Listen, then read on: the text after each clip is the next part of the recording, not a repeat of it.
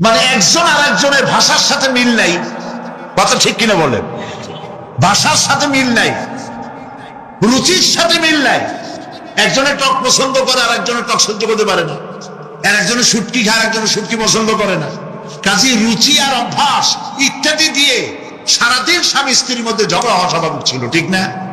আল্লাহ পাক বলেন সেখানে আমি এই স্বামী স্ত্রী যখন হয়ে যায় তখন দুজনের মধ্যে আমি ভালোবাসার সৃষ্টি করে দেই। আর সে ভালোবাসা এমন পর্যায়ে চলে যায়, স্ত্রী তার স্বামীর জন্য জীবন দিতে চায়, স্বামী তার স্ত্রীর জন্য জীবনের সবকিছু উজাড় করে দিতে চায়। ওয়াজআলা বাইনাকুম মাওয়াদ্দা, এরপরে সৃষ্টি করি রাহমাত। ওই ভালোবাসা ছিল যৌবন কেন্দ্রিক, বিশেষ এক উদ্দেশ্যকে সামনে রেখে।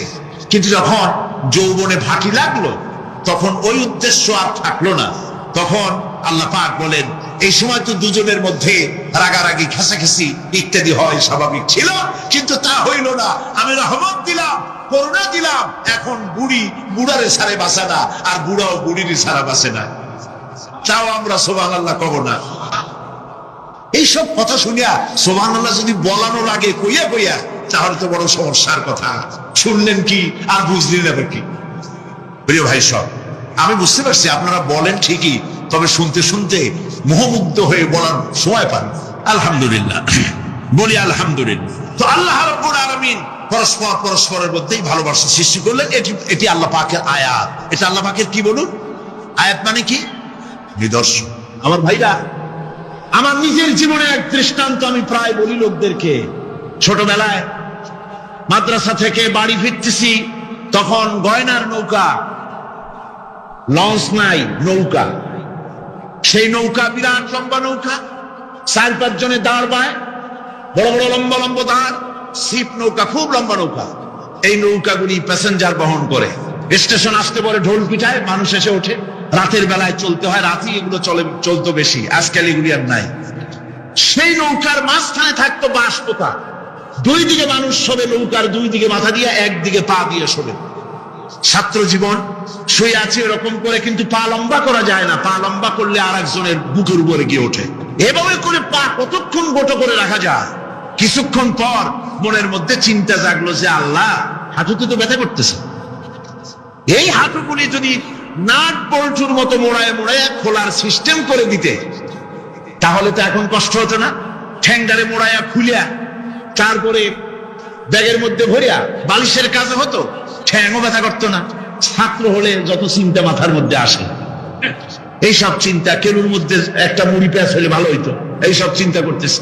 চিন্তা করে করে এক ফাঁকে ঘুম এসে গেল। সকালবেলায় নৌকা যখন ফিরেছে স্টেশনে, ঘুম ভেঙে গেল যাত্রীদের চিৎকারে।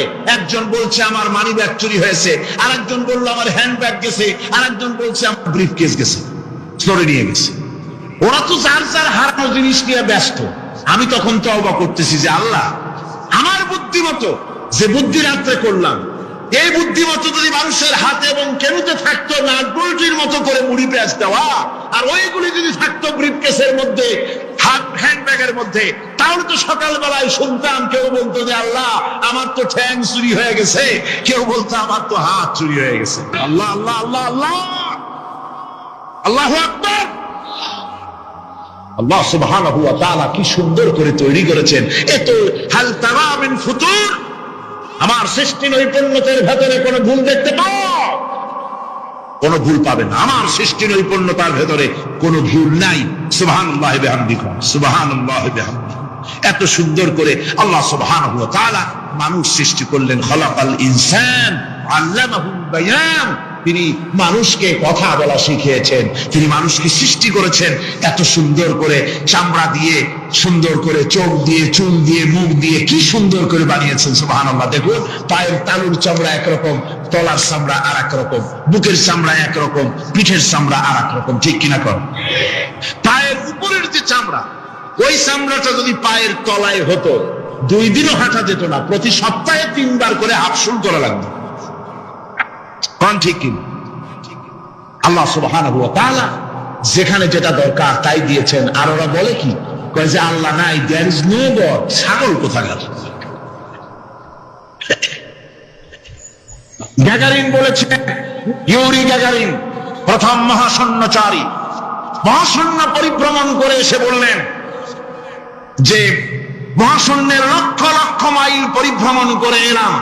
মহাশূন্যে হিন্দুরা যাকে ভগবান বলে, খ্রিস্টান যাকে গড বলে, মুসলমানেরা যারা আল্লাহ বলে, এই লক্ষ লক্ষ মাইলের কোন জায়গায় অস্তিত্ব দেখলাম? কিসের আল্লাহ, কিসের গড? নাউজুবিল্লাহি মিন যালিক। কত বড় ছাগল! তুমি দেখ আল্লাহ রে, তুমি তো নিজের শরীরই নিজে দেখো না। আমরা কি আমাদের নিজের শরীরটা দেখি? আয়নার সাহায্য ছাড়া হাতটা কেমন, হিপটা কেমন, ব্যাকটা কেমন, পেছনের উরুটা দেখতে কেমন, আজ পর্যন্ত আয়নার সাহায্য ছাড়া দেখতে পারি নাই। নিজের শরীরটাই দেখতে পারি নাই, আর এই শরীরের স্রষ্টাকে দেখতে চাই। সাহস তো কম না পাগলের। আল্লাহ সুবহানাহু ওয়া তাআলা তিনি মানুষকে সৃষ্টি করেছেন, কত সুন্দর করে তিনি বানিয়েছেন। একবার লক্ষ্য করে দেখো, শুকরিয়া আসবে আল্লাহর দরবারে, মাথা নত হয়ে আসবে। কি সুন্দর করে আল্লাহ পাক বানিয়েছেন।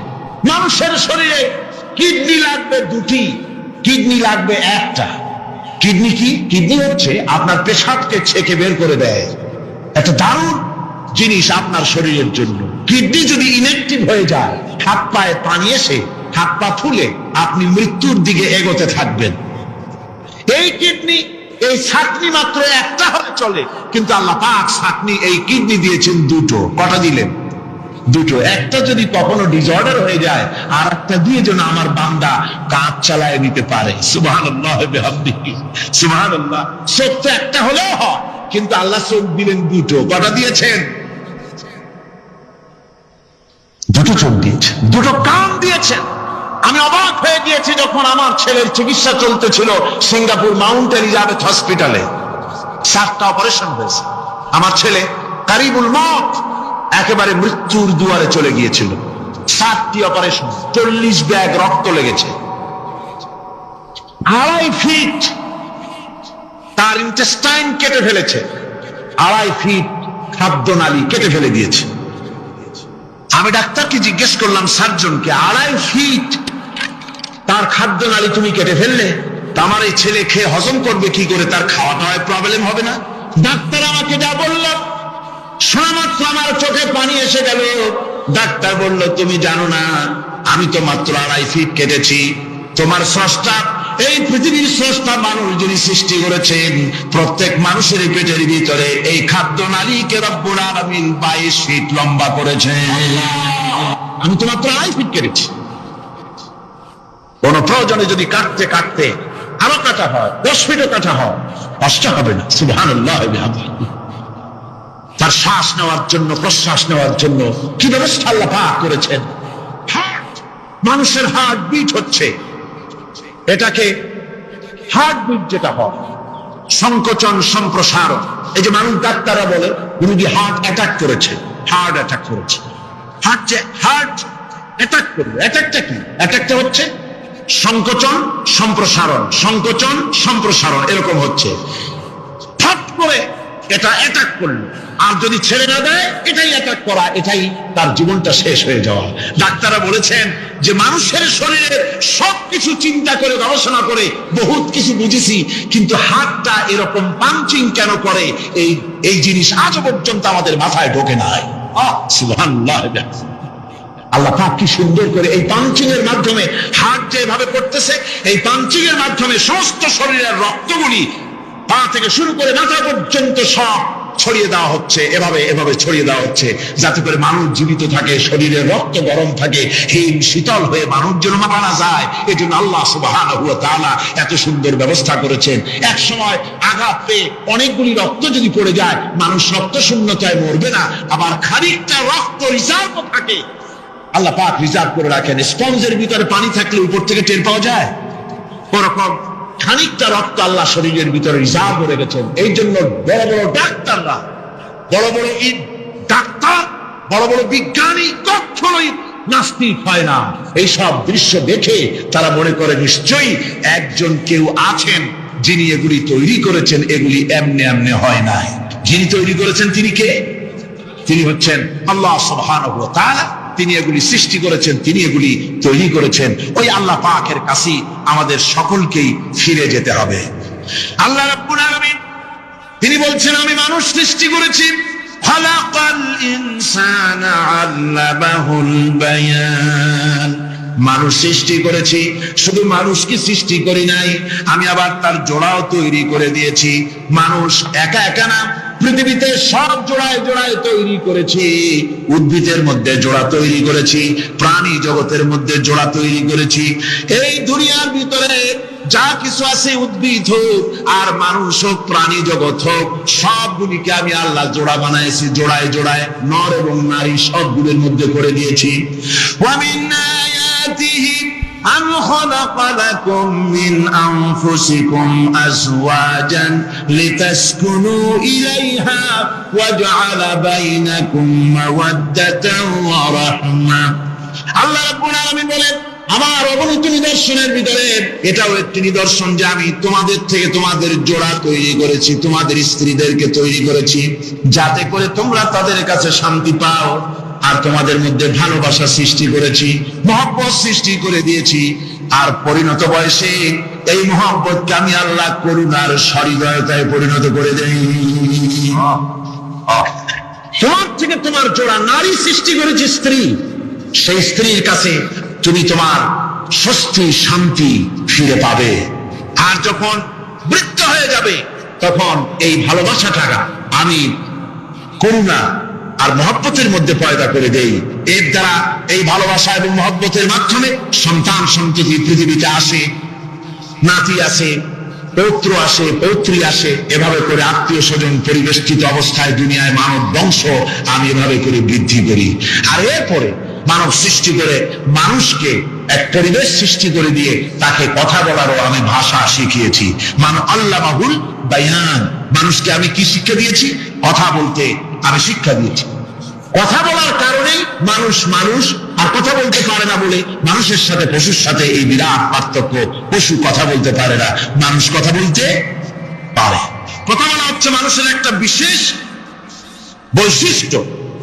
আরে বায়ান শব্দের অর্থ শুধু কথা নয়, বায়ান শব্দের অর্থ হচ্ছে চেতনা, বুদ্ধি, অনুভূতি, প্রজ্ঞা, মেধা, চিন্তা, বিবেচনা, ইচ্ছা শক্তি, প্রতিরোধ শক্তি, এ সবগুলি বায়ানের ভিতরে সীমাবদ্ধ। যে আমি বায়ান শিক্ষা দিয়েছি, তার মানে এতগুলি জিনিস আমি তোমার মধ্যে আমি সৃষ্টি করে দিয়েছি মানুষের মধ্যে। এরপরে এ বায়ান একটি শিক্ষা। শিক্ষা বলতে বোঝায়, এই শিক্ষাটা আল্লাহ সবাইকে দিয়েছেন। মাছ সাঁতার কাটতে পারবে, পাখি আকাশে উঠতে পারবে। পাখিকে আল্লাহ ওড়ার ক্ষমতা দিয়েছেন। মুরগির বাচ্চা ডিমের থেকে বের করে পানির মধ্যে ছেড়ে দিবেন, ও সাঁতার কাটতে পারবে না। আপনি মানে কম। মুরগির ডিমের ভিতরে মুরগির বাচ্চা, হাঁসের ডিমের ভিতরে হাঁসের বাচ্চা। সে কি করে বোঝে ডিমের কোন অংশ পাতলা? সেই অংশটা সে অপারেশন শুরু করে দেয়। সে কিন্তু সব জায়গায় ঠোকায় না। ওই ডিমের পর্দার ভিতরে একটা অংশ আছে পাতলা, সামান্য পাতলা। সেই পাতলা অংশ সে ঠুক ঠুক করে একটুখানি অপারেশন করে, পর্দাটা ফেটে যায়, সেখান থেকে সে বেরিয়ে আসে। কে শিখালো যে এই জায়গায় ঠুক ঠুক করে আওয়াজ কর, বেরোতে পারবি? কে শিখালো? আল্লাহ শিক্ষা দিয়েছেন। এটা বায়ানের অন্তর্গত। মানুষকে দিয়েছেন বায়ান, ওকে দিয়েছেন শিক্ষা। হাঁসের বাচ্চা পানির ভিতরে ছেড়ে দিলে ওকে সাঁতার কাটতে হবে, কে শিখালো? আল্লাহ পাক। বাতাসে পাখিরা উড়ে বেড়ায় ডানা মেলে। আওয়ালাম ইয়ারা ইলা তায়রি সাফাতিন ওয়া ইয়াকবিদনা মা ইউমসিকুহুন্না ইল্লার রাহমান। দেখে নাকি তারা পাখিটি কেমন? মেল দুটি লঘু ডানা উড়িয়া বেড়ায়, শূন্যের পরে নাহি তার কোনো মানা। আবার সে ডানা গুটাইয়া চলে কিন্তু পরে না তবু, বলকে বা তারে শূন্যে রাখিছে ভিন্ন সে এক প্রভু। এরোপ্লেনের মতো দেখছেন না পাখিগুলি এরকম এরকম করে ওড়ে। আবার কখনো উঠতে গিয়ে আর ডানা দোলায় না, দুটো ডানা শরীরের সাথে মিশাইয়া একেবারে রকেটের মতো উড়ে চলে যায়, কিন্তু পড়ে যায় না। কে তাকে শূন্যের উপরে রেখেছে? জোরে কম, কে রেখেছে? এই ট্রেনিং আল্লাহ পাক তাকে দিয়েছেন। আল্লাহ পাক তাকে এই শিক্ষা দিয়েছেন। এই শিক্ষা, পানিতে সাঁতার কাটবে মাছ, বায়ুতে ভেসে বেড়াবে পাখি, তারপরে মানুষের চোখের পলক পড়বে, পাকস্থলী হজম করবে, এসব শিক্ষা আল্লাহ দিয়েছেন। প্রত্যেকটা জিনিসকে সৃষ্টি করেছেন, আর তার কাজটাও কিভাবে হবে তা আল্লাহ পাক শিখিয়ে দিয়েছেন। এই জন্য শুধুমাত্র এই শিক্ষাটুকুনি নয়, মূল শিক্ষা হচ্ছে আল্লামাহুল বায়ান। এর আসল অর্থ হলো মানুষের জ্ঞানের পূর্ণতার জন্য আল্লাহ পাক বায়ান দিয়েছেন। সে বায়ান হচ্ছে কোরআনে কারীম।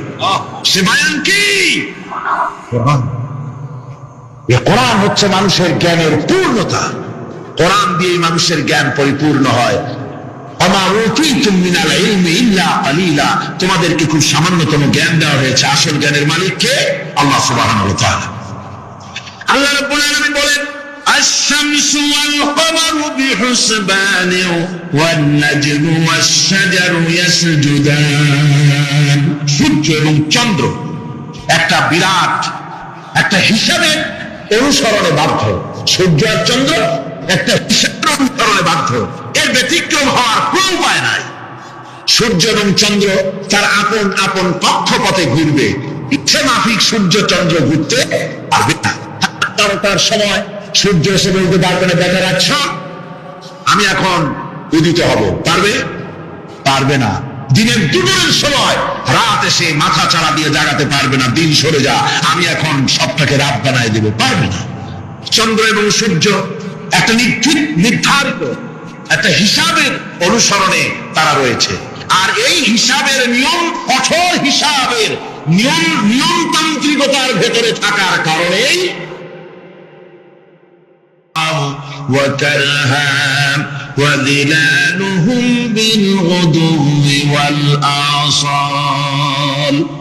আল্লাহ পাক বলেন, আকাশে যা কিছু আছে, জমিনে যা কিছু আছে, সব কিছু আমার সেজদা করে। এমনকি গাছও আমার সেজদা করে। গাছগুলি সকাল বেলায় গাছের ছায়া সকাল বেলায় আর বিকাল বেলায় নিজের ছায়া লম্বা করে দিয়ে আমার সামনে সেজদায় পতিত হয়ে যায়। গাছগুলি আমাকে সেজদা করে। তারকা সমূহ, চন্দ্র সূর্য সব আমাকে সেজদা করে। ওয়ালিল্লাহি ইয়াসজুদু মা ফিস সামাওয়াতি ওয়া মা ফিল আরদ মিন দাব্বাতিন ওয়াল মালাইকাতু ওয়া হুম লা ইস্তাকবিরুন। আকাশ এবং জমিনে যা কিছু আছে আমার সিজদা করে। আমার সিজদা থেকে কেউ অহংকার করে না, অহমিকতা করে না। আমার সিজদা থেকে কেউ ফিরে যায় না, সবাই আমাকে সিজদা করে। সুতরাং ও মানুষ, আমার দরবারে সিজদায় মাথা নত করে দাও। সবগুলি আমার সামনে সিজদা করতেছে। আলাম তারা আন্নাল্লাহা ইয়াসজুদু লাহু মান ফিস সামাওয়াতি ওয়া মান ফিল আরদ والشمس والقمر والنجوم والجبال والشجر والدواب وكثير من الناس। আল্লাহ পাক বলছেন, আকাশ এবং জমিনে যা আছে সব আমাকে সেজদা করছে। চাঁদে, সূর্যতে, গাছপালায়, পাহাড় পর্বতে সবকিছু, সমস্ত প্রাণী জগৎ পর্যন্ত, চতুষ্পদ জন্তুগুলি পর্যন্ত আমি আল্লাহকে সেজদা করে। সুবহানাল্লাহ। আল্লাহ রাব্বুল আলামিন এবার বলেন, والأرض وضعها للأنام فيها فاكهة والنخل ذات الأكمام। আল্লাহ পাক বলছেন, পৃথিবীকে তিনি সমস্ত সৃষ্টির জন্য পৃথিবী বানিয়েছেন। আনাম শব্দের অর্থ হচ্ছে জীব, জানদার। যত জানদার আছে সমস্ত জানদারদের জন্য আল্লাহ পাক এই পৃথিবীকে বানিয়েছেন। অর্থাৎ যাদের প্রাণ আছে, প্রাণী সময়ের জন্য আল্লাহ যা সৃষ্টি করেছেন সেটা হলো এই পৃথিবী। এই পৃথিবী ছাড়া অন্য কোথাও কোন প্রাণী বসবাসের উপযোগী করে আল্লাহ তৈরি করেন নাই। এই পৃথিবীটা কি আল্লাহ পাক প্রাণীদেরকে বসবাসের উপযোগী করে তৈরি করেছেন। তারপরে বলছেন, পৃথিবীতে তৈরি করলাম, এরপরে আমি তাদের সমস্ত খাবার দাবারের ব্যবস্থাও করেছি। খেজুরগুলিকে আমি প্যাকেট করে তোমাদের সামনে দিয়েছি, আচ্ছাদন দিয়ে দিয়েছি। খেজুরের কথা এখানে বলা হয়েছে। শুধু খেজুর নয়, খেজুর, আঙ্গুর, বেদানা, আপেল, যত খাবার আমাদের সামনে আল্লাহ দিয়েছেন সমস্ত খাবারগুলি প্যাকেট করা। জোরে বলেন, কি করা? প্যাকেট করা। কি মহব্বত করে আল্লাহ দিয়েছেন। কলা বলেন, তাল বলেন, বেল বলেন, সব খাবার খাবারগুলিকে আল্লাহ পাক প্যাকেট করে মানুষের সামনে হাজির করেছেন। কারণ ওয়ালাকাদ কাররামনা বানি আদমা, যেহেতু আদম সন্তানকে আমি সম্মানিত করেছি, তাই আদম সন্তানের সামনে, ভদ্র সম্মানিত মেহমানের সামনে যত খাবার দিলাম, সব খাবারগুলিকে আমি গুছিয়ে সুন্দর করে সাজিয়ে আমি কভার করে তোমার সামনে পেশ করেছি। ওয়াল হাব্বুল আসরি ওয়ার রাইহান, এরপরে দানা দিয়েছি, ভুসি দিয়েছি। দানা হচ্ছে মানুষের খাবার, ভুসি হচ্ছে পশুর খাবার। এই মানুষের খাবার, পশুর খাবার সবকিছু আমি পরিবেশন করেছি। এরপর আল্লাহ বলছেন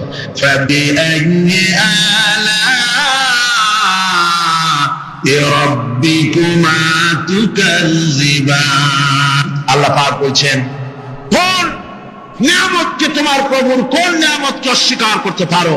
আল্লাহর কোন নিয়ামতকে অস্বীকার করতে পারবে না। এভাবে হাজারো নিয়ামত দিয়ে আমি তোমাদেরকে সমৃদ্ধ করেছি। সূরা আর রহমান একেবারে শেষ পর্যন্ত আল্লাহর এই সমস্ত নিয়ামত দিয়ে ভরা, নিয়ামতের কথা দিয়ে, রহমতের কথা দিয়ে ভরা। যেরকম সুবহানাল্লাহ। এই কোরআন, যে কোরআন আল্লাহ আমাদের শিক্ষা দিলেন, এই কোরআন অনুযায়ী দয়া করে যে কোরআন দিলেন, যাতে অর্থনীতি আছে, সমাজনীতি আছে, রাজনীতি আছে, যাতে মানুষের পারিবারিক জীবন আছে, সবকিছু যে কোরআনে আছে। এই কোরআন দিয়ে রাসূলুল্লাহ একটা সমাজ তৈরি করেছিলেন, যেখানে চুরি ছিল না, ডাকাতি ছিল না, জেনাবে বিচার ছিল না। এরকম একটি সমাজ বাংলাদেশে প্রতিষ্ঠিত হোক, এটা কি আপনারা চান? কারা কারা চান? দেখতে চাই।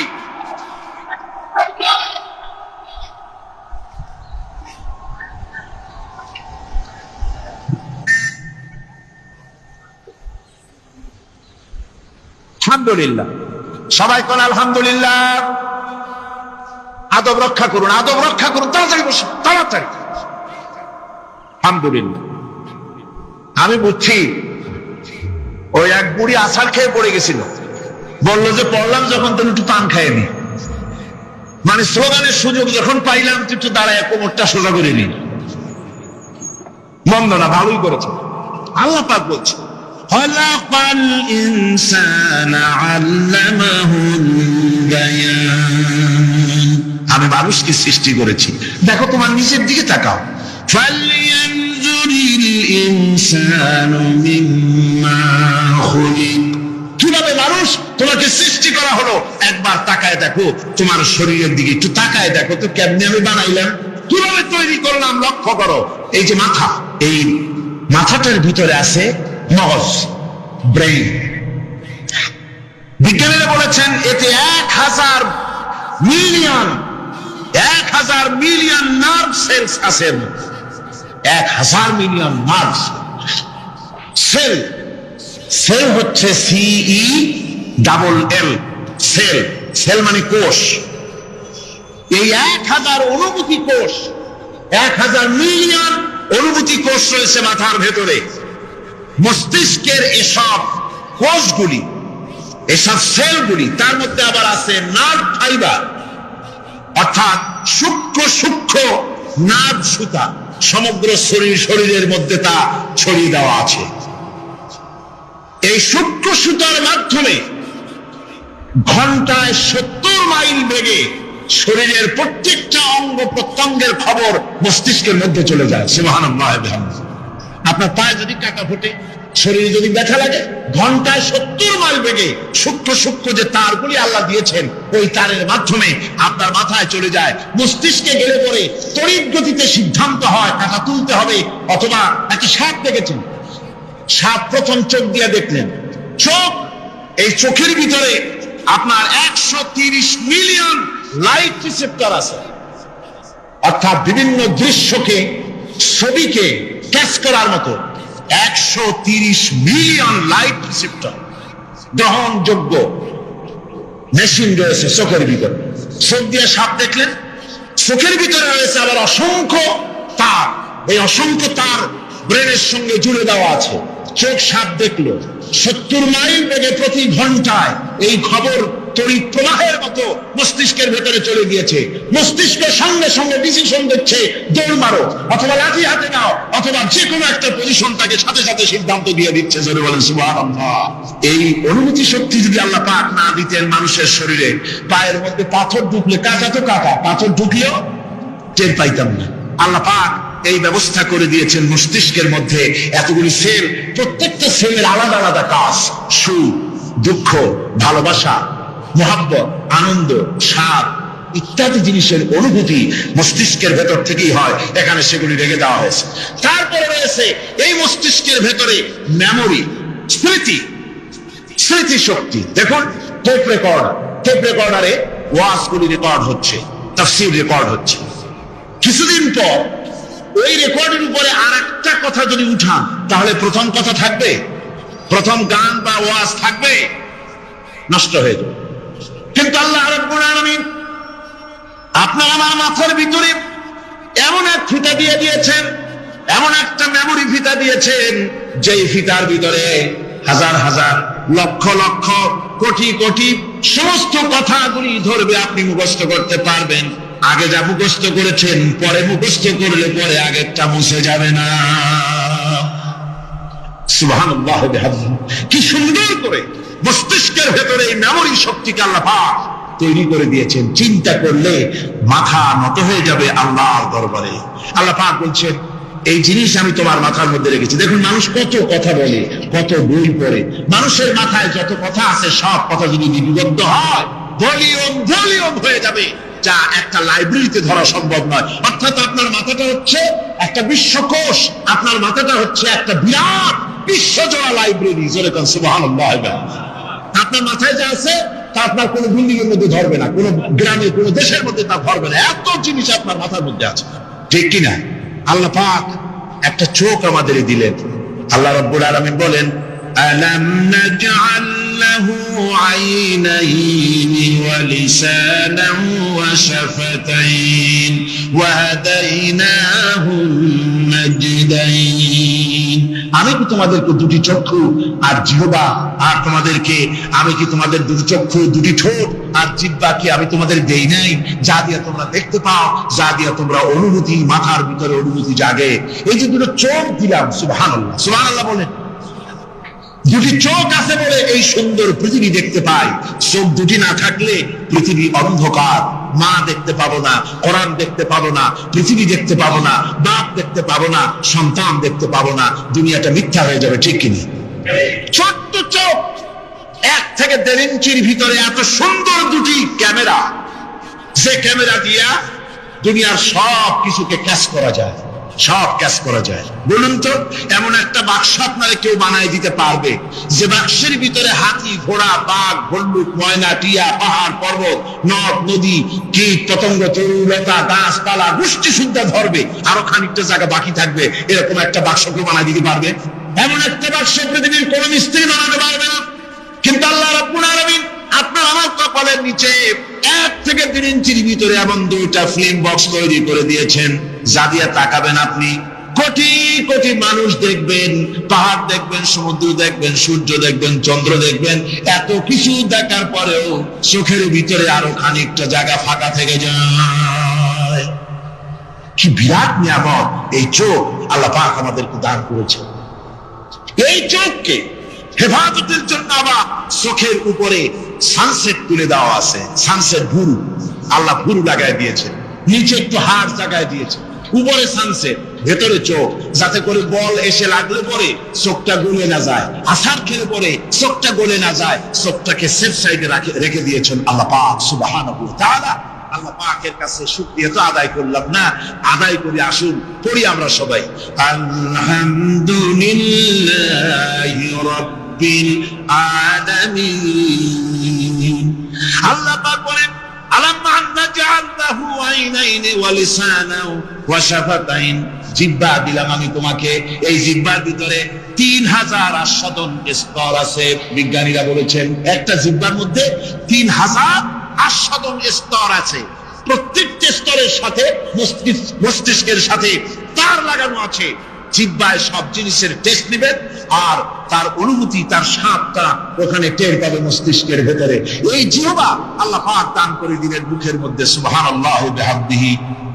সব রকমের স্বাদ পান না একরকম, জিলাপির স্বাদ একরকম, রসগোল্লার স্বাদ আর একরকম, ছানার স্বাদ আর একরকম, বেলের স্বাদ একরকম, তালের স্বাদ আর একরকম, মুরগির স্বাদ একরকম, খাসির স্বাদ আর একরকম, লজ্জা ফিসের স্বাদ একরকম, শুটকির স্বাদ আর একরকম, কোরাল মাছের স্বাদ আর একরকম, শাকের স্বাদ আর একরকম, হাজার হাজার খাদ্য দ্রব্যের স্বাদ এক জিহ্বা দিয়ে আল্লাহ রাব্বুল আলামিন নেওয়ার তৌফিক দিলেন। খালাকাল ইনসান, কি সুন্দর করে মানুষ বানালাম।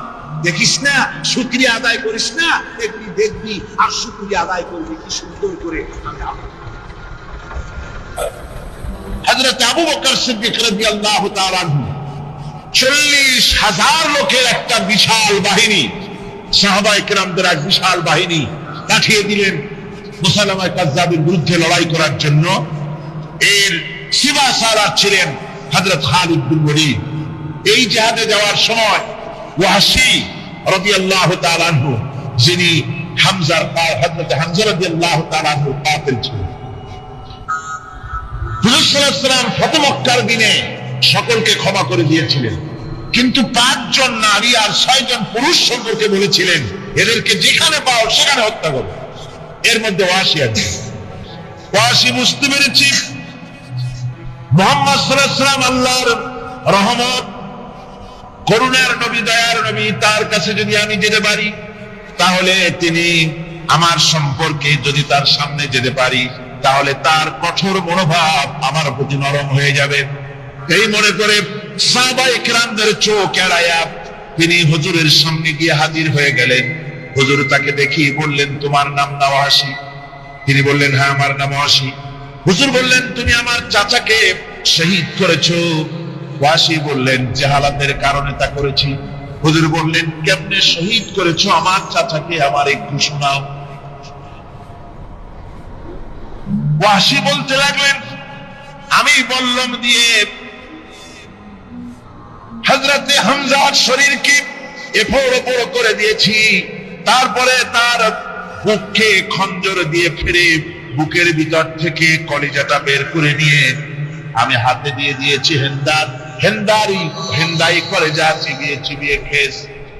রাসূল পাক সাল্লাল্লাহু আলাইহি ওয়াসাল্লাম, হাদিস শরীফে এসেছে, ওয়াহশীর বর্ণনা যখন তিনি শুনতেছিলেন রাসূলের চোখ থেকে তখন পানি পড়ে দাড়ি মোবারক ভিজে ভিজে পড়তেছিল। ঘটনা শোনার পর রাসূলুল্লাহ বললেন, ওয়াহশী তুমি কি চাও? ওয়াহশী বললেন, আমি ইসলাম কবুল করতে চাই। হুজুর তাকে মুসলমান বানালেন। বললেন, তুমি মুসলমান হলে কিন্তু সব সময় তুমি আমার সামনে আসবে না, তার কারণ তোমাকে দেখলে পরে আমার মনের ভিতরে আমার চাচার কথা মনে উঠে যাবে।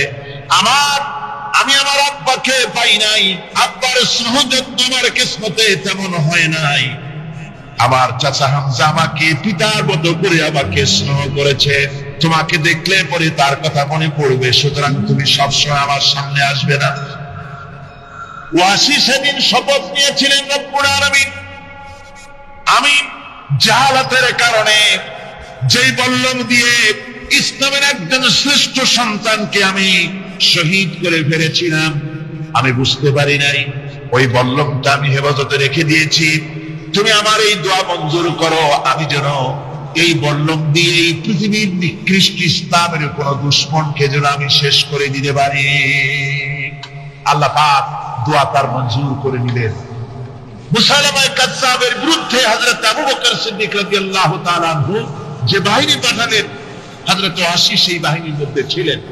আর তিনি সেই বল্লমটা দিয়ে, যে বল্লম দিয়ে তিনি হযরত হামজাকে শহীদ করেছিলেন, সেই বল্লমটা দিয়েই ইসলামের নিকৃষ্ট শত্রু মুসাইলামা কাযযাবকে দুনিয়া থেকে তিনি বিদায় করে দিলেন। আমার ভাইরা, রাসূল পাক সাল্লাল্লাহু আলাইহি ওয়াসাল্লামের ইন্তেকালের পর এ পর্যন্ত নবুয়তের যারা দাবি করেছে, এক হিসাবে জানা গেছে 28 জন দাবি করা হয়ে গেছে। রাসূল বলেছেন, আমার পরে 30 জন মিথ্যেবাদী নবুয়তের দাবি করবে। কতজন করবে? হয়ে গেছে, বাকি আছে কত? আর ভাইয়ারা, রাসূল পাক সাল্লাল্লাহু আলাইহি ওয়াসাল্লাম বলেছেন যে আমার পরে 30 জন লোক মিথ্যেবাদী, তারা নবুয়তের দাবি করবে। কতজন? কুরাইশদের। কিন্তু কুরাইশরা বিষয়টা বুঝতে না পেরে আমার সাথে বাড়াবাড়ি করতেছে। হুজুর সাল্লাল্লাহু আলাইহি ওয়াসাল্লাম এই চিঠির জবাব দিলেন। হুজুর লিখলেন, বিসমিল্লাহির রহমানির রহিম, মিন মুহাম্মদ রাসূলুল্লাহ সাল্লাল্লাহু আলাইহি ওয়াসাল্লাম ইলা মুসাইলামাতিল কাযযাব, আসসালামু আলা মান ইত্তাবাআল হুদা আম্মা বাদ ফাইনাল আরদা লিল্লাহি ইউরিসুহা মিন ইবাদিহি ওয়াল আকিবাতু লিল মুত্তাকিন। রাসূল পাক সাল্লাল্লাহু আলাইহি ওয়াসাল্লাম লিখলেন, এই চিঠি যাচ্ছে মুহাম্মদ সাল্লাল্লাহু আলাইহি ওয়াসাল্লামের কাছ থেকে মুসাইলামা কাযযাবের কাছে। শুনে রাখো, শান্তি বর্ষিত হোক তার প্রতি যিনি হেদায়েত প্রাপ্ত। এই পৃথিবীর উত্তরাধিকারী হচ্ছে কেবলমাত্র আল্লাহ পাকের সেই সব বান্দারা যারা নাকি আল্লাহর গোলাম, আল্লাহর একান্ত আল্লাহর আইন এবং কানুনকে মেনে যারা চলে। আর পরকাল হচ্ছে সেই সমস্ত লোকেদের জন্য। মুসাইলামা কাযযাবের মুয়াজ্জিন যারা, তারাও জানতো, তারাও জানতো যে লোকটা মিথ্যেবাদী। তো কিছু মাল পানি পাওয়া যায়, টাকা পয়সা পাওয়া যায়, সাথে থাকলে কিছু খাওয়াটাও যায়, এই জন্য তার সাথে থাকতো। রাসূলুল্লাহর মুয়াজ্জিন আযান দিতেন, আশহাদু আন্না মুহাম্মাদার রাসূলুল্লাহ, আমি সাক্ষ্য দিচ্ছি মুহাম্মদ সাল্লাল্লাহু আলাইহি ওয়াসাল্লাম আল্লাহর রাসূল। আর মুসাইলামার মুয়াজ্জিন যে ছিল, সে আযান দিত, আশহাদু আন্না মুসাইলামাতা ইয়াজামু আন্নাহু রাসূলুল্লাহ। ও বলতো, আযান দিত এই কথা বলে যে আমি সাক্ষ্য দিচ্ছি মুসাইলামা মনে করে যে সে আল্লাহর রাসূল। আমার ভাইরা, এরপরে মুসাইলামা কাযযাবের বলেছে, এই জন্য রাসূলের পরে যদি কেউ নবুয়তের দাবি করে, তাহলে তার কাছে নবুয়তের দাবির কোনো প্রমাণও চাওয়া যাইবে না। বিনা প্রমাণে রাসূলের পরে নবুয়তের দাবি যেই করবে সে কি হবে? জোরে বলেন, কি হবে? কাফির হয়ে যাবে। দুনিয়ার সমস্ত উলামা, সমস্ত মুহাদ্দিস, সমস্ত মুফাসসির, দুনিয়ার সমস্ত মুফতি সব একমত, কোন দ্বিমত নাই, গোলাম মোহাম্মদ কাদিয়ানী কাফের। তার অনুসারীরাও, তার জামানায় মাওলানা আতাউল্লাহ শাহ বুখারী রাহমাতুল্লাহ আলাইহি, তার সঙ্গে একটা বহস হলো। যেহেতু গোলাম মোহাম্মদ বলেছিল যে আমার এই 40 দিনের মধ্যে কেউ প্রতিবাদ করুক যেগুলি আমার ওহী নয়। হযরতে মাওলানা আতাউল্লাহ শাহ বুখারী রাহমাতুল্লাহ আলাইহি সেই যুগের একজন শ্রেষ্ঠ আলিম, তিনি বললেন, আমি তোমার কাছে কোনো প্রমাণ চাই না তুমি নবী কিনা, আমি জানি তুমি মিথ্যেবাদী, তবে তোমাকে বলতে হবে তুমি এই শক্তি কোথায় পেলে। গোলাম মোহাম্মদ বলল, কোরআন শরীফেই আছে আমার এই শক্তির উৎস। কোথায়? বলল যে এই যে আয়াতটা আমি আপনাদের সামনে তেলাওয়াত করেছি, ঈসা আলাইহিস সালামের ওই কথাই গোলাম মোহাম্মদ বলল যে হযরত ঈসা আমার সম্পর্কে বলেছেন, ইয়াতি মিন বাদ ইসমুহু আহমদ, আমার পরে একজন নবী আসবেন, রাসূল আসবেন, তার নাম হবে আহমদ, আমি সেই আহমদ। মাওলানা আল্লাহ বুখারী বলছেন, তোমার নাম তো আহমদ না, তোমার নাম হচ্ছে গোলাম আহমদ। তার অর্থ হলো হযরত ঈসা আলাইহিস সালাম যে আহমদের কথা বলেছেন, তুমি সেই আহমদের গোলাম। গোলাম আহমদ বললেন, দেখুন আমার নামের প্রথম শব্দ গোলাম, এটা হচ্ছে আমার লকব। আমি আমার নামের লকবটা ছেড়ে দিলাম, বাদ দিয়ে দিলাম, আর ব্যবহার করব না।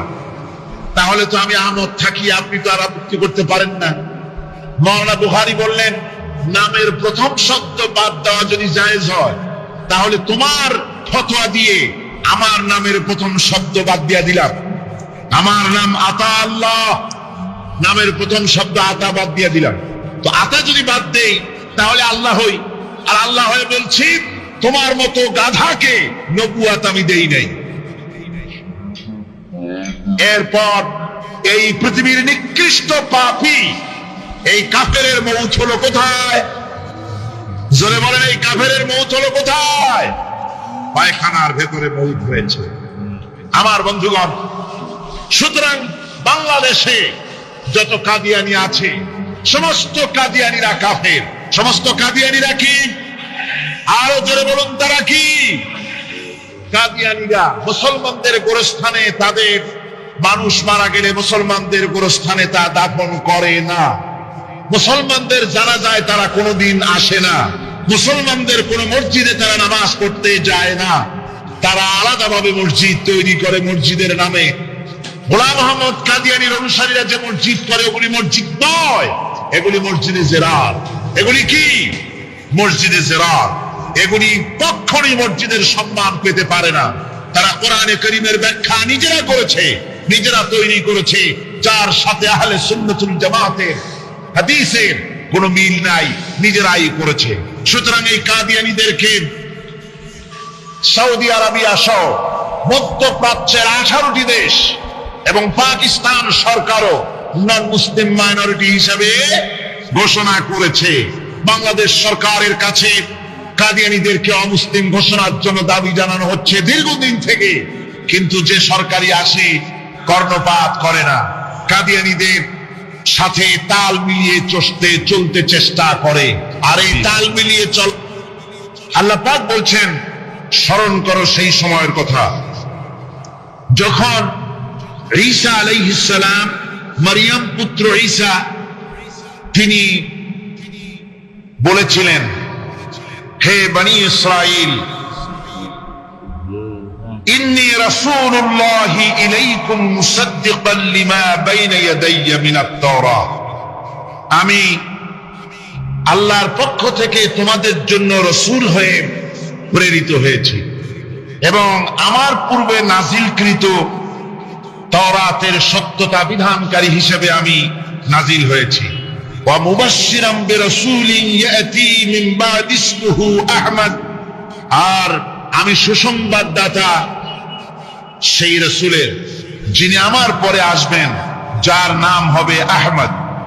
فلما جاءهم بالبينات قالوا هذا سحر مبين, আর প্রকৃতপক্ষে যখন তিনি স্পষ্ট দলিল নিয়ে, প্রমাণাদি নিয়ে যখন তাদের সামনে এলো, তারা বলল এটা তো সুস্পষ্ট প্রতারণা বা সুস্পষ্ট এক প্রতারণা।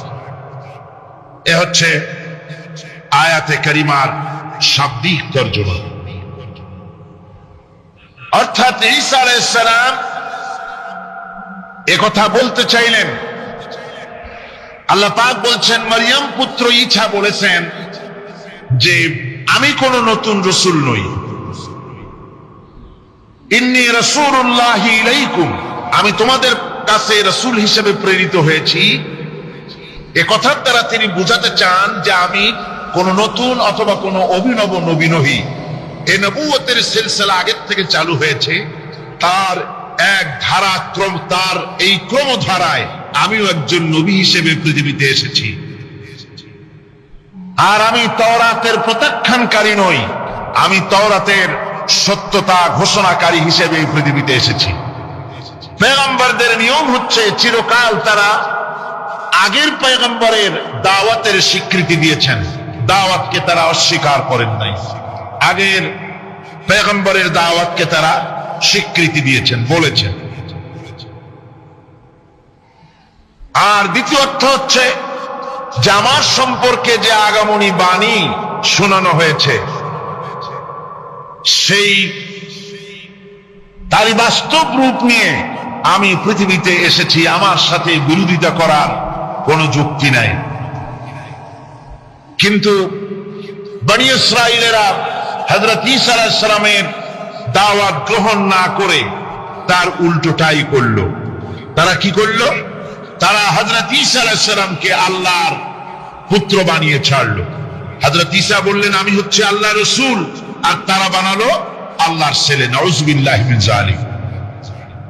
কোরআনে কারীমে রব্বুল আলামিন বলেন, নাসারারা বলছে وقالت النصارى المسيح ابن الله, মসিহ হচ্ছে আল্লাহর পুত্র। সবাই বলুন নাউযুবিল্লাহ।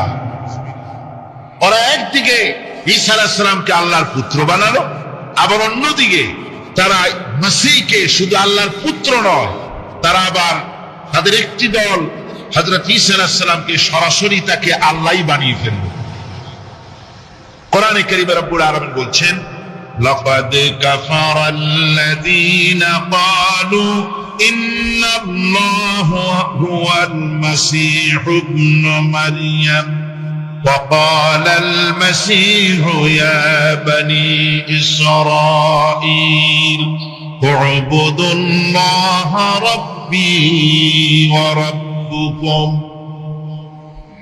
হযরত ঈসা আলাইহিস সালাম তিনি ঘোষণা করেছেন, মরিয়ম পুত্র হযরত ঈসা বলেছেন যে আল্লাহ পাক বলছেন যে কাফেররা এই তারাই কুফরি করেছে যারা ঈসা আলাইহিস সালামকে বলেছে আল্লাহ।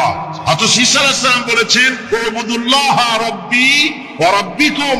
হযরত ঈসা বলেছেন যে সেই আল্লাহর গোলামি করো, সেই আল্লাহর দাসত্ব করো যিনি তোমাদেরও রব এবং আমাদেরও রব, যিনি আমারও আল্লাহ এবং তোমাদেরও আল্লাহ, সেই আল্লাহ পাকের গোলামি জীবনের সকল ক্ষেত্রে করো। এ কথা বলে দিয়েছেন হযরত ঈসা আলাইহিস সালাম। এরপরে হযরত ঈসা এরপরে ঘোষণা করেছেন ওয়া মুবাশশিরাম বিরাসূলিন ইয়াতি মিন বাদ ইসমুহু আহমদ, এবং আমি সুসংবাদ দাতা সেই রাসূলের যিনি আমার পরে আসবেন আর তার নাম হবে আহমদ। এই আয়াতটি কোরআনে কারীমের এটি একটি গুরুত্বপূর্ণ আয়াত, এবং এই আয়াত দিয়ে ইসলাম বিরোধীরা নানান ধরনের সন্দেহের সৃষ্টি করেছে এবং বিতর্কের সৃষ্টি করেছে পৃথিবীতে। এই আয়াতে কারিমে, কোরআনে কারিমের এই আয়াতে রাসূল পাক সাল্লাল্লাহু আলাইহি ওয়াসাল্লামকে আহমদ বলা হয়েছে। থাকবে আবার একটা নারী চিরকাল একটা স্বামী নিয়ে পড়ে থাকবে, নতুন কোন বৈচিত্র্যের স্বাদ তাদের কপালে জুটবে না। এটা কেমন কথা? এটা হতে পারে না। সে বলে যে নারী পুরুষের অভাব মেলামেশা থাকা উচিত, এটাই প্রগতি। এই হলো আহমক শরীফ। সে বোকা এই কারণে দুনিয়ার সব চিনেছে অথচ মালিককে চেনে নাই। কিন্তু আমাদের দেশের গরুতেও মালিক চেনে। গরুতে মালিক চেনে কিনা কন? আপনারা যাই দেখেন, রাত্রিবেলায় ডাকাডাকি করলে আপনার গরু যদি বিলে থাকে তাহলে গরু ছুটে আপনার কাছে আসবে। আসবে কিনা কন? গরু তো কিছু তো তার ভদ্রতা সম্মান আছে। আমাদের গৃহপালিত পশু কুত্তা, কুকুরেও মালিক চেনে। চেনে কিনা কন? যদি বিশ্বাস না হয়, আপনার বাড়িতে যদি কুকুর থাকে, আপনার বাড়িতে রাত 12টার সময় যদি অন্য কোনো লোক ঢোকে, তাহলে কি কর? কুকুরে খুব আদর করবে না? কুকুর তারে দাঁড়ায়া কর্ণফুলী পার করে দিয়ে আসবে। আর যদি আপনি যান গভীর রাত্রে, গলায় কাশি দেবেন, কথাও বলবেন না, কাশিটা শুনে কুত্তা এসে আপনার পায়ে তার লেজুর দিয়ে নেজ দিয়ে নাড়ানাড়ি করবে, মুখটা পায়ের উপরে লাগাবে। ঠিক কিনা কর? গরুতে মালিক চিনল, কুত্তায় মালিক চিনল। এই আহমদ এমনই নিকৃষ্ট, কুত্তা গরুর চাইতে নিকৃষ্ট। আল্লাহ রাব্বুল আলামিনকে চেনে নাই।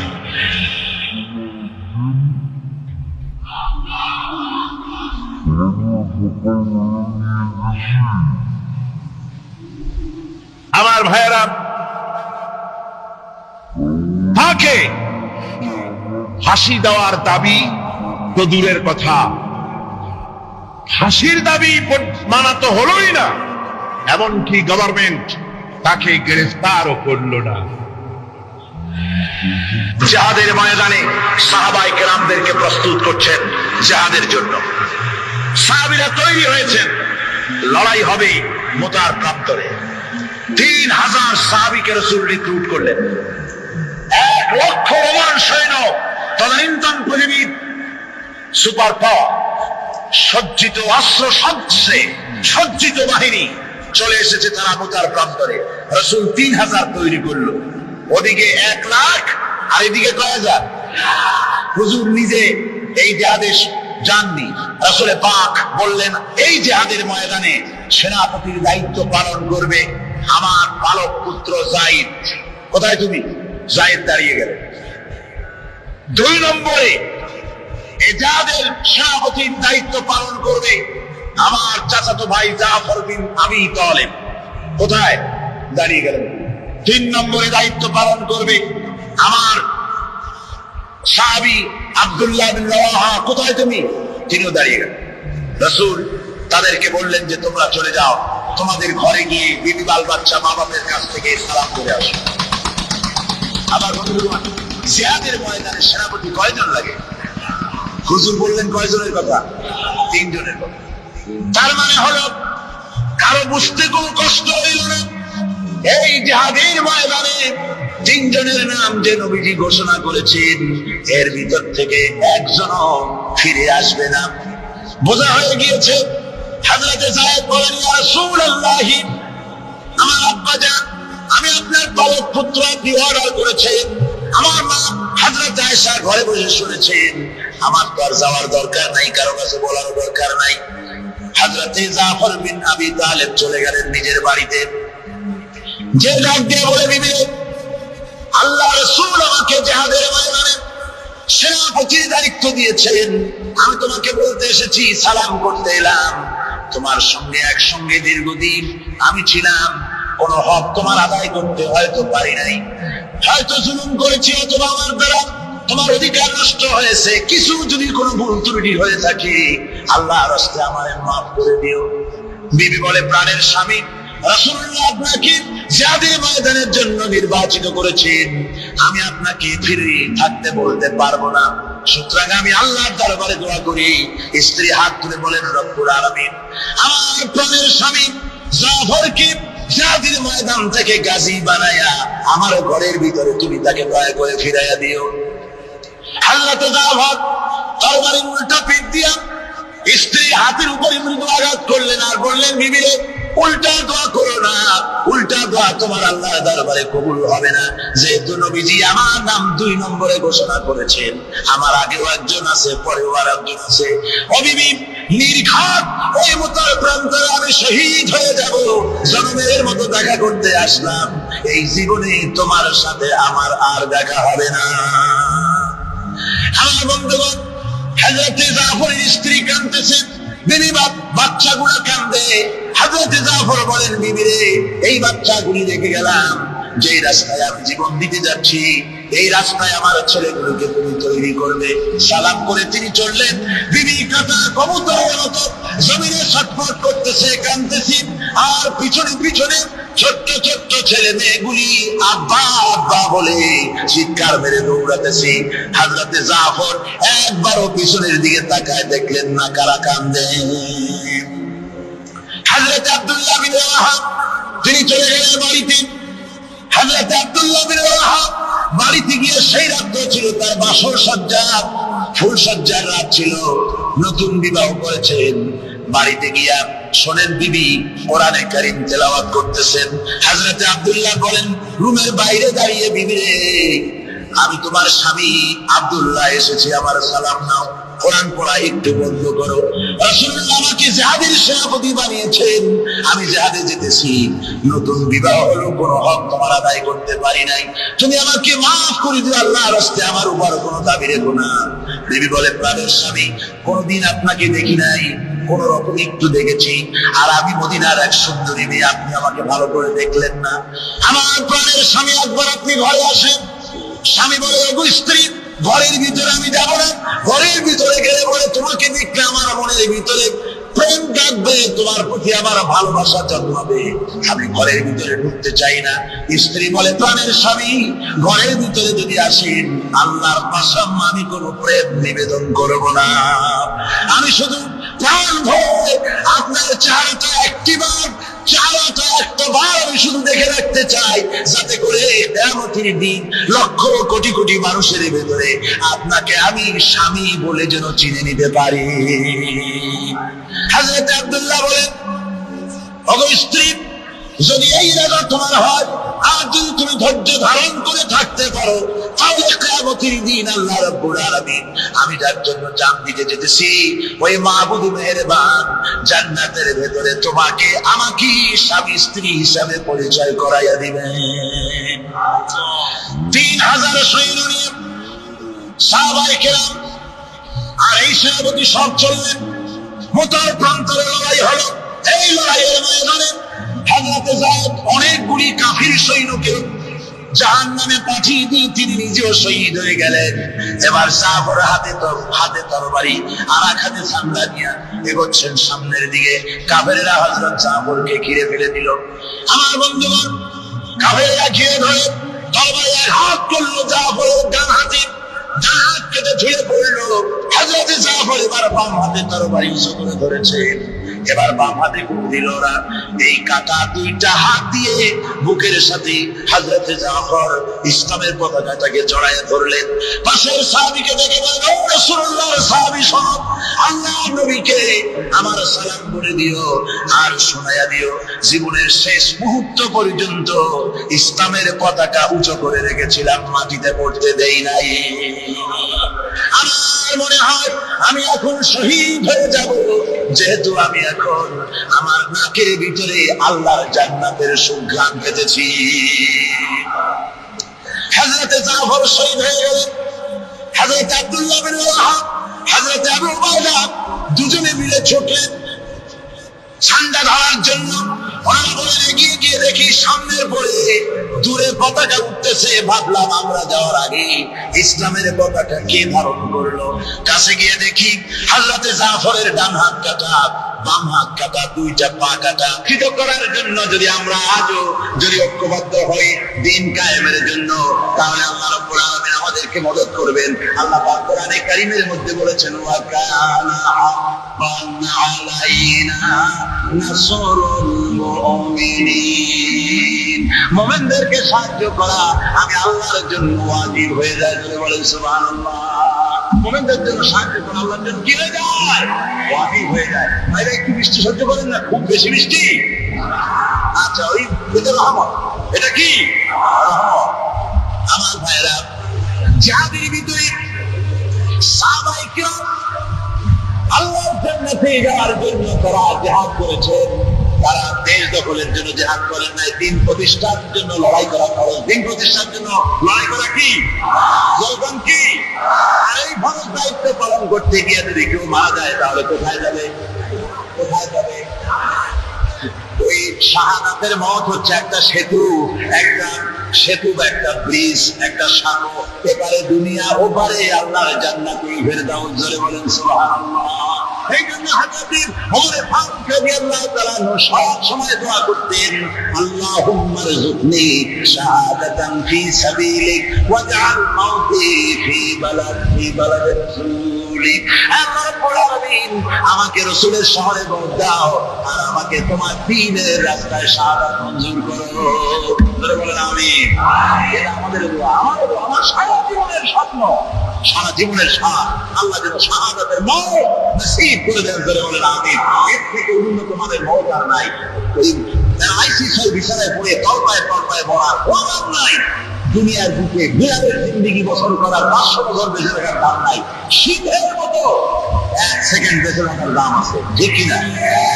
আর মওত, প্রিয়া, যকৃত, typhoid, paralysis, diabetes, heart attack, kidney পচে যাওয়া, হাবিজাবি মওতের চাইতে আল্লাহ রাস্তায় জিহাদ করে শাহাদাতের মওত সর্বশ্রেষ্ঠ মওত। জোরে বলেন সুবহানাল্লাহ। ভাইয়া, রাসূলের পাক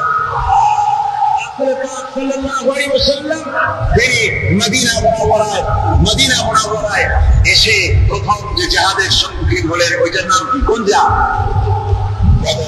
কোন জিহাদ? বদরের জিহাদ। সেই বদরের মাঝে জিহাদের জন্য রাসূল সাহাবীদেরকে তৈরি করতেছেন। তো আপনারা চিন্তা করেন বিষয়টা, জিহাদ করতে হবে, এই বদরের সাহাবীরা জিহাদ করতে কাদের বিরুদ্ধে? নিজের বাপের বিরুদ্ধে। রাসূল খুব চিন্তিত হলেন যে সাহাবীদেরকে কিভাবে উদ্বুদ্ধ করা যায়। হুজুর জিহাদের কথাই বলতেছেন যে এখন বদরে আমাদের টিকে থাকার প্রশ্ন, এইটা মুসলমানদের টিকে থাকার প্রশ্ন, বদরের যুদ্ধ, বদরের এই জিহাদ। হুজুর যখন এগুলি বলতেছেন, হযরত মিকদাদ রাদিয়াল্লাহু তাআলা আনহু রাসূলের একজন জলিলুল কদর সাহাবী, তিনি দাঁড়িয়ে বলছেন, হে আল্লাহর রাসূল, কেন আপনি চিন্তা করছেন? ইনজি বিনা ইয়া রাসূলুল্লাহ হাইসুমা তাশা। হে আল্লাহর রাসূল, আপনি আমাদেরকে নিয়ে চলুন যেদিকে আপনার খুশি। হাইসুমা আমারাকাল্লাহ, যেদিকে আল্লাহ আপনাকে নির্দেশ করেন সেদিকে আমাদের নিয়ে আপনি সেদিকেই চলুন। ইন্না লা নাকুলু লাকা কামা ক্বালা বানু ইসরাঈল লিমূসা আলাইহিস সালাম, ইযহাব আনতা ওয়া রাব্বুকা ফাকাতিলা ইন্না হাহুনা কাঈদুন। বুখারী শরীফের হাদিস। হযরত মিকদাদ রাদিয়াল্লাহু তাআলা আনহু বলছেন, হে আল্লাহর রাসূল, আপনি আমাদের নিয়ে চলুন, আল্লাহ যেদিকে আপনাকে আমাদের নিয়ে যেতে বলেন সেই দিকে নিয়ে যান। আমরা মুসা আলাইহিস সালামের উম্মতের মতো বলবো না যে হে মুসা আপনি আপনার আল্লাহ দুজন গিয়ে যুদ্ধ করেন, আমরা এখানে বসে থাকি, এমন কথা আমরা বলবো না। বাল ইযহাব আনতা ওয়া রাব্বুকা ফাকাতিলা কুমা মুকাতিলুন। ও নবী, বরং আপনি চলুন আমাদের নিয়ে, আপনি এবং আপনার আল্লাহ চলুন জিহাদের ময়দানে, আমরা আপনার সঙ্গে জিহাদ করব, লড়াই করব সেই পর্যন্ত। মা দামাত মিন্না মা দামাত আইনুম মিন্না তাতাররা, যতক্ষণ পর্যন্ত আমাদের একটা চক্ষুর পলক পড়ে, যতক্ষণ পর্যন্ত একটা চোখের পাতা নড়ে, ততক্ষণ পর্যন্ত আমরা কাফেরদের বিরুদ্ধে লড়ব। সুবহানাল্লাহ, যতক্ষণ চোখের পাতা নড়ে ততক্ষণ পর্যন্ত লড়ব, নিয়ে চলুন আমাদেরকে। হুজুর খুব খুশি হলে রাসূল পাক সাল্লাল্লাহু আলাইহি ওয়াসাল্লাম দারুণ ভাবে খুশি হয়ে গেলেন। হুজুর বললেন, ও সাহাবীরা, তোমাদের মানসিক অবস্থা যখন এই কুমু বিনা ইলা জান্নাতিন, চলো আমার সাথে বেহেশতের দিকে। সুবহানাল্লাহ, সবাই বলেন সুবহানাল্লাহ। কুমু বিনা ইলা জান্নাতিন আরদুহা কা'আরদিস সামাওয়াতি ওয়াল আরদ, সেই বেহেশতের দিকে চলো যে বেহেশতের বিশালতা প্রশস্ততা এই পৃথিবী এবং আকাশের চাইতে অনেক বড়, সেই বেহেশতের দিকে চলো। ফাকামা উমাইর বিন হামাম ওয়া কানা ইয়াকুলু তামার, হযরত উমাইর বিন হামাম যুবক, তিনি দাঁড়িয়ে গেলেন। আমার মুসলমান ভাইরা, যুবকদের অবদান কিন্তু ইসলামের সব চাইতে বেশি। সুবহানাল্লাহ, কাদের অবদান বেশি? সর্বপ্রথম ইসলাম কবুল করেছে কারা? যুবকরা। হযরত আবু বকর, হযরত ওমর রাদিয়াল্লাহু তাআলা আনহু, তাদের বয়স যুবক বয়স ছিল, যুবক বয়সে তারা ইসলাম কবুল করেছেন। হযরত আলী যুবক ছিলেন, এই জন্য যুবকদের ইবাদতে সব বেশি। রাসূল পাক বলেছেন কিয়ামতের ময়দানে সাত, যেদিন কোনো ছায়া থাকবে না, আরশে আজিমের নিচে সব শ্রেণীর লোকেরা ছায়া পাবে। তার মধ্যে এক শ্রেণী হচ্ছে ওই যুবকেরা যারা নাকি রাত বিশ্রাম করে, রাত কাটায় আল্লাহর ইবাদতে, রাত জাগে আল্লাহর ইবাদত করে। সুবহানাল্লাহ, বুড়োতে 100 বার আল্লাহ বলা আর এক যুবকের একবার আল্লাহ বলা, বৃদ্ধের সারা সপ্তাহ তাহাজ্জুদ করা আর যুবকের এক রাতের তাহাজ্জুদ করা মনে হয় তার থেকেও বেশি। সুবহানাল্লাহ। তাই বলে বৃদ্ধ যারা, তারা কিন্তু হতাশ হবেন না, ওই যৌবনকাল আপনিও বেরিয়ে এসেছেন, ঠিক না? যুবকদের অবদান বেশি। হযরত উমাইর বিন হামাম রাদিয়াল্লাহু তাআলা আনহু দাঁড়িয়ে গেলেন, তার হাতে ছিল ওয়া কানা ইয়াকুলু তামার, তিনি খরমা খাচ্ছিলেন, হাতে ছিল একটা খরমা। তিনি খরমাগুলি হাতে নিয়ে দাঁড়িয়ে বলছেন ওয়া ক্বালা বাকবাক, তিনি বলছেন বাকবাক শব্দের যা হচ্ছে লুগাল মুহাল্লিয়া, অর্থাৎ আঞ্চলিক শব্দ, এর অর্থ হচ্ছে মা আযামাহু ওয়া মা আহসানাহু। কি আশ্চর্য, কি সুন্দর, কি বিরাট, কি সুন্দর কথা আপনি বললেন হে রাসূল। জান্নাতুন আরদুহা কা'আরদিস সামাওয়াতি ওয়াল আরদ, এমন দেশ তো পাওয়া যাবে জিহাদ করলে যে দেশের বিশালতা প্রশস্ততা এই বিশাল আকাশের চাইতে, জমিনের চাইতে বেশি। ওয়াল্লাহি লাউ কুনতু হাইয়ান হাত্তা আতুলাহুন্না, আমি যদি আল্লাহর কসম, আমি যদি এই খরমাগুলো যদি খাইতে থাকি, ইন্নাহা লাহায়াতুন তাবিলা, তাহলে তো এটা অনেক লম্বা হায়াত লাগবে। এই খরমাগুলি খাইতে অনেক সময় লাগবে, বেহেশতে যাইতে দেরি হয়ে যাবে। সুতরাং এই খরমা তো আর খাওয়া যাবে না, আর অবিহীন না, হাতের খরমাগুলি সব ফেলে দিয়ে জিহাদের ময়দানে লাফায় পড়লেন। অনেকগুলি কাফেরকে জাহান্নামের খাতে উতরায় দিয়া হযরত ওমর নিজেও শাহাদাত বরণ করলেন। জিহাদের শেষে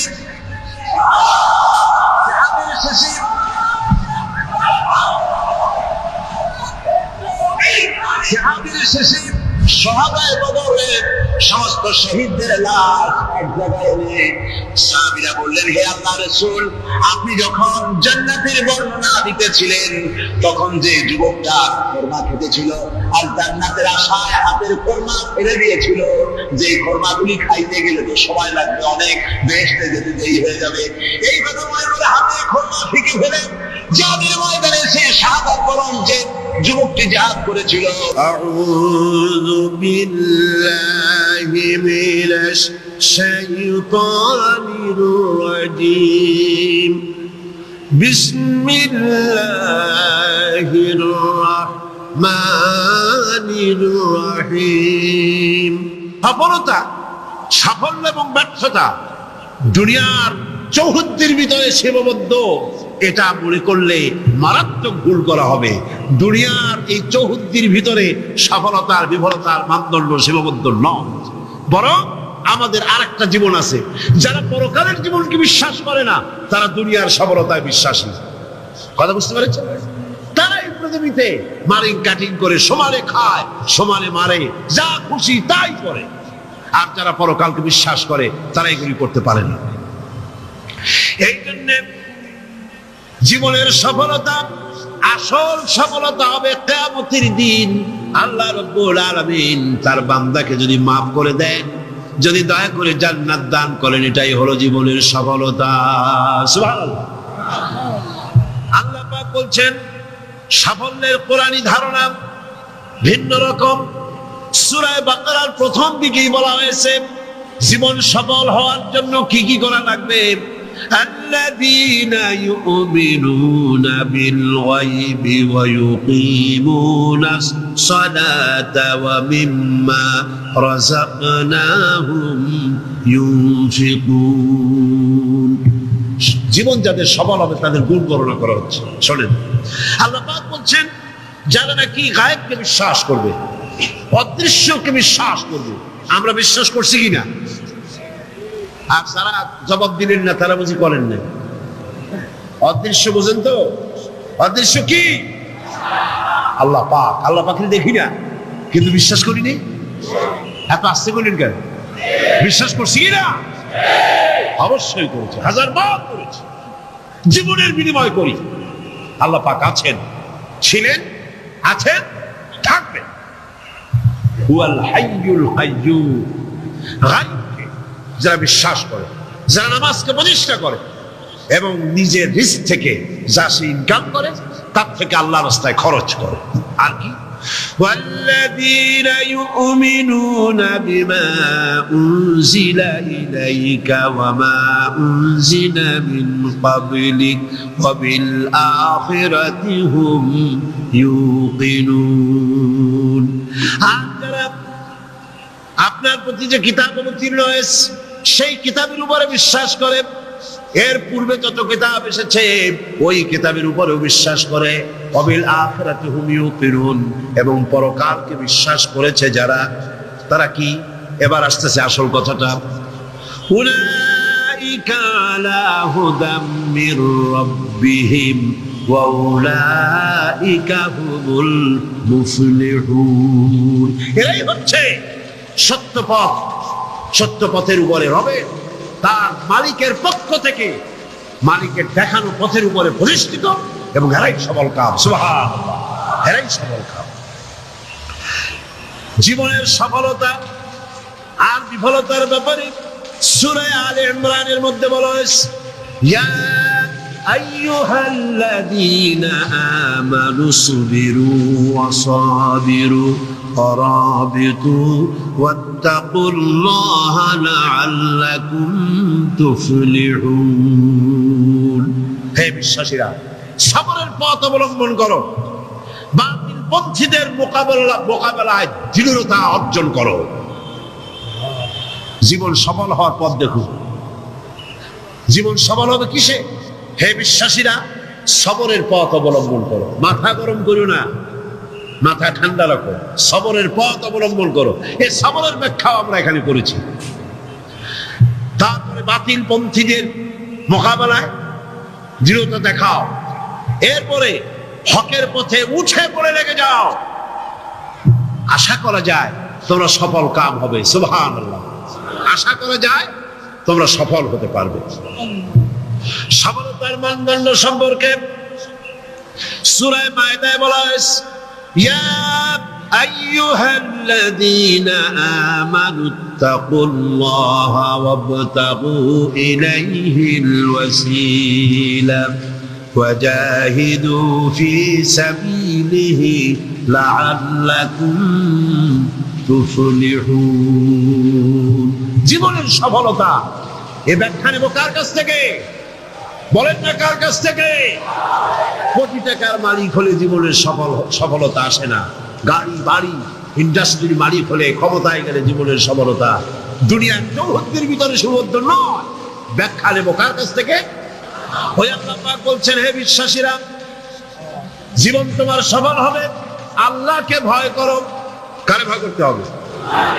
রাষ্ট্রকে, পুলিশকে, আর্মিকে, প্রধানমন্ত্রীকে, প্রেসিডেন্টকে। কারে ভয় করতে হবে? জোরে চিল্লায় কর। আল্লাহ রাব্বুল আলামিনকে ভয় করো। আর আল্লাহর নৈকট্য, আল্লাহর দরবারে পৌঁছার জন্য নৈকট্য অবলম্বন করো। নৈকট্য লাভের অনুসন্ধান করো। আল্লাহর কাছে যাওয়ার জন্য নৈকট্য লাভের অনুসন্ধান করো। ওয়াবতাগু ইলাইহিল ওয়াসিলা, এর তাফসীর করা হচ্ছে আমলে সালেহ, নেক কাজ করো। সেই নেক কাজগুলি তোমার জন্য জান্নাতে যাওয়ার ওসিলা হয়ে যাবে। সুবহানাল্লাহ। ওসিলা তালাশ করো। আর হলো আল্লাহর পথে সাধনা করো, চেষ্টা করো, মুজাহিদা করো, জিহাদ করো, সংগ্রাম করো। তাহলে তোমাদের জীবন সফল হয়ে যাবে।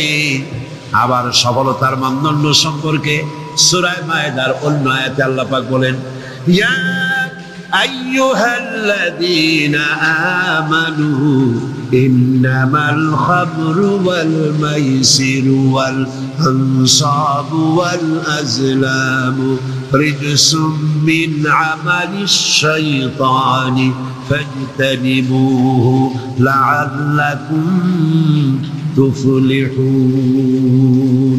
হে বিশ্বাসীরা, মদ, জুয়া, মূর্তি পূজার বেদী, ভাগ্য নির্ণায়ক স্বরসমূহ শয়তান কর্তৃক উদ্ভাবিত নোংরা কাজ। এইসব শয়তানি ঘৃণ্য কার্যকলাপ থেকে বিরত থাকো। শয়তান চায় মদ এবং জুয়ার মাধ্যমে তোমাদেরকে আল্লাহর জিকির স্মরণ থেকে গাফিল করে দিতে, তোমাদের পারস্পরিক, তোমাদের মধ্যে শত্রুতা বৃদ্ধি করে দিতে চায়। ফাহাল আনতুম মুনতাহুন, এগুলি শোনার পরেও কি তোমরা এই মদ আর জুয়া থেকে ফিরে থাকবে না? কে বলতেছেন? কে বলতেছেন? এর থেকে ফিরে থাকো। লাআল্লাকুম তুফলিহুন, আশা করা যায় তোমরা সফল কাম হবে। আমরা সফলতার আশা করি আল্লাহ নিষিদ্ধ জিনিসকে জারি করে দিয়ে, আল্লাহ নিষেধ করা জিনিসগুলি চালু করে দিয়ে তার মধ্যে সফলতা আশা করি। আর আল্লাহ বলেন, আমার নিষিদ্ধ করা জিনিসগুলিকে দুনিয়ার বুকে নিষেধ করো, বন্ধ করে দাও, তাহলে সফল হবে। প্রসঙ্গক্রমে আমি আপনাদের সামনে বলতে চাই, 1996 নির্বাচনে আমি পার্লামেন্টে আসার পর মদ জুয়া নিষিদ্ধকরণ বিল 96, এই বিল আমি উত্থাপন করেছিলাম, বিল পেশ করেছিলাম। আপনারা নিশ্চয়ই পত্র পত্রিকায় দেখেছেন, দেখছেন না? সেই বিল উত্থাপন করার পর স্পিকার সাহেব কমিটিতে পাঠায় দিলেন, সংসদীয় কমিটিতে পাঠায় দিলেন। সুদীর্ঘ 2 বছরের ভিতরে এই বিলের কোনো খোঁজ নাই। মারাত্মক ডিপ ফ্রিজের অতল তলে বিল পড়েছিল। সেখান থেকে 15/10/98 তারিখে 2 বছর পর প্রথম আমার বিলের ব্যাপারে একটি মিটিং ডাকা হলো সংসদের কমিটি কক্ষে। আমি এই ঘটনা শুনেছি এই কারণে, এই আয়াতের সঙ্গে রিলেটেড জীবনের সফলতা আর বিফলতার মানদণ্ড কোথায়। আমরা মনে করি আল্লাহ নিষিদ্ধ করা জিনিসগুলি চালু করলেই জীবনে সফলতা আসবে, আর আল্লাহ কয় আমার নিষিদ্ধ করা জিনিসগুলি রাষ্ট্রীয়ভাবে নিষিদ্ধ করলেই জীবন সফল হবে। মিটিং বসল, সেই মিটিং অন্তত 50-60 জন লোক আসছেন। কারা এসেছেন? বিভিন্ন মন্ত্রণালয়ের সিনিয়র অফিসার, সচিব, উপসচিব পর্যায়ের লোকেরা এসছেন। এমপি আসছেন কয়েকজন, সরকারি দলের, বিরোধী দলের। আমাকে তো ডেকেছে। আমার মনে হলো, আশান্বিত হলাম, 2 বছর পরে হলেও বিল তো মরে নাই, জিন্দা আছে। এবং আমার মনে হলো যে এতগুলি মুসলমান এখানে, মনে হয় আমার এই বিলের পক্ষেই তারা কথা বলবেন, এটা আমি আশা করলাম। আমাকে যিনি সভাপতিত্ব করছিলেন তিনি আমাকে বললেন, আপনি আগে কথা বলবেন না, সকলের বলা শেষ হবে তারপর আপনি বলবেন। সবটা শুনে বললাম ঠিক আছে। শুরু হলো এই বিলের ব্যাপারে বলা, আলোচনা শুরু হলো। বিলের ব্যাপারে ফাইল তৈরি হয়েছে, এত বড় আমার কাছে ফাইল আছে।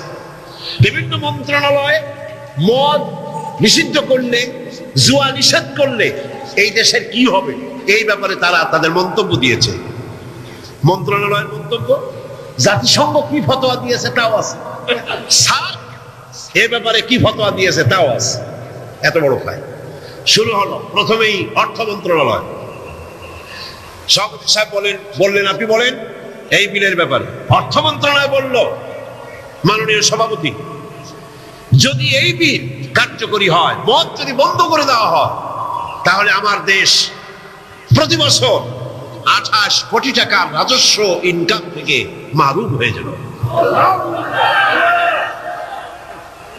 স্বাস্থ্য মন্ত্রণালয় বলল, মদ যদি না থাকে জনগণের স্বাস্থ্য শেষ।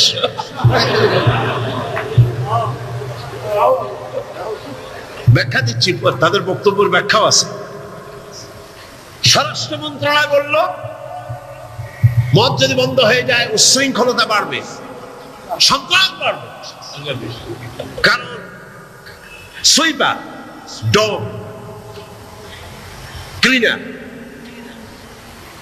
এই সমস্ত মানুষগুলি এগুলি তারা খায়। যদি তাদের খাইতে দেওয়া না হয় তাহলে তারা উচ্ছৃঙ্খল হবে এবং তারা নানান রকমের সন্ত্রাসে লিপ্ত হবে। কাজেই সন্ত্রাস বন্ধ করার জন্য এটা থাকা দরকার।